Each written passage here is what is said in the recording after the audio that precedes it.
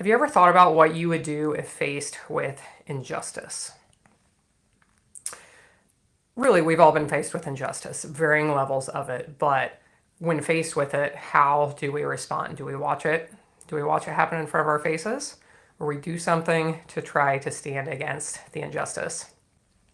One of the things that's really helped me feel more prepared to face this world full of a lot of things that I don't really like is actually two things. One, learning about history, learning about all the wow, there's been a lot of people through a lot of hard things in the history of this world, right? That's one. And two, learning about courageous people. Normal people who find a little bit of courage inside have changed history in amazing ways. There's a movie out this weekend, a fantastic movie with exceptional audience ratings that addresses all of these things: injustice, facing injustice with courage, and we can learn some history at the same time. It's called Bonhoeffer. Who was Bonhoeffer? His name was Dietrich Bonhoeffer. He was a pastor in Germany as the Nazis were rising to power. And Bonhoeffer saw that this is not good when everyone around him was sleeping and going along with it. It is an amazing story of how he spoke out when it was not popular and got a target put on his chest basically while doing so. And I'm debating how much I should say. I don't want to give it away if you're going to go see it and you don't want to know anything about the movie, you can stop watching right now. But I do want to say this. So he tried to warn these pastors. The pastors are telling him to stop, keep your mouth shut, like all these things. Well, finally, everybody realizes, like, okay, this is not good. Like, what are we going to do? And these pastors form a plot to assassinate Hitler.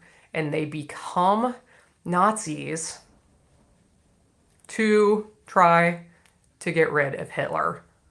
Like, how much courage does that take? It's kind of amazing. So anyway, you should go see it in theaters. If you're not sure how to spell it, it's in the title here. But not only can we, several years ago, I started being really, really careful about what kinds of things I listened to, what kinds of things I watched and allow into my mind. I became really, really tired of all this junk that's out there that I don't want my kids to see, and I don't want any part of this.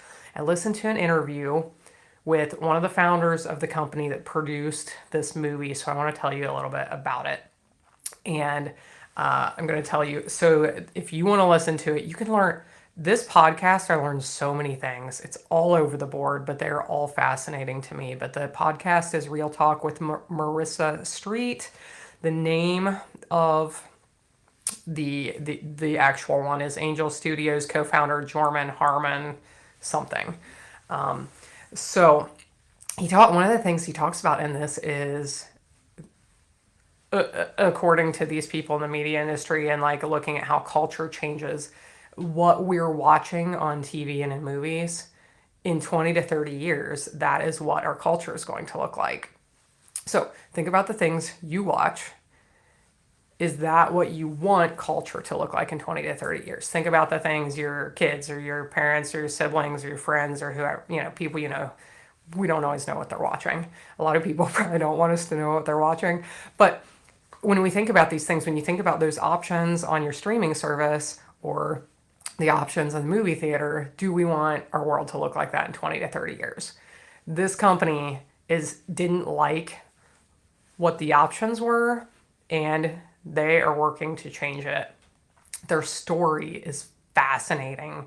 Some potato farmers that lost their farm, and as kids, they're trying to figure out how to make any money. So they load up 50-pound boxes of potatoes and haul them to another state, sell them to people for 20 bucks a box.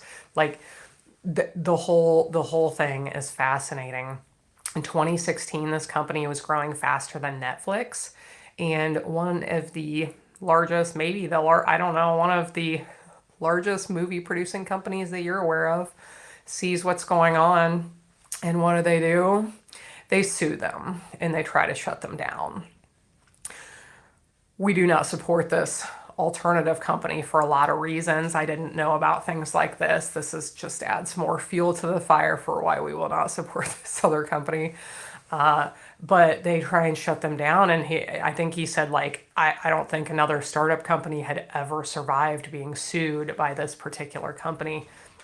But they're people, they have a subscription service, people who get to vote on what movies they're going to make. It's called the Angel Guild. You can join for a small monthly fee. We have done this recently because we get access to the streaming on the TV, and we wanted to watch a movie we had heard of called Something to Stand For with Mike Rowe. Do you know Mike Rowe?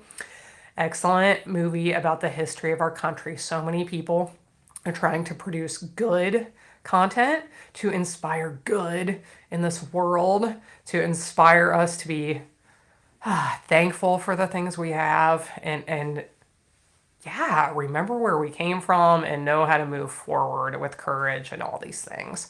But anyway, we had started subscribing so that we could watch that movie on the streaming service. But you should go see Bonhoeffer this weekend. It is rated PG-13. It is very intense, but there's really not much like violence or anything on camera. Like some guys get punched. They do put a noose around someone's neck on camera to be hung. You do not see that actually happening, but like I wouldn't recommend it for kids, teenagers. Use your discretion. Our kids need to learn about history. Our kids need to learn to be inspired. And, you know, we have to understand these things throughout history to not let them happen again. But excellent movie. You can support good in this world by going and watching it because this company that produced them, they were fantastic. You should go listen to that podcast. Really, really good.